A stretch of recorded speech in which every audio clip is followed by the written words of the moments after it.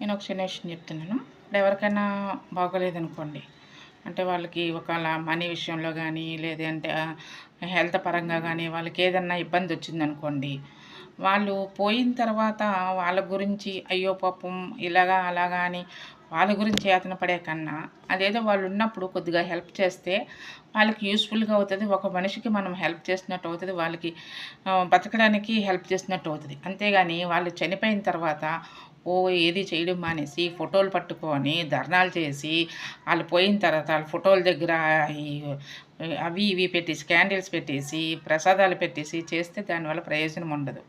మనిషి ఉన్నప్పుడే మనం ఏదైనా చేస్తే దానికి వాల్యూ అనేది ఉంటది.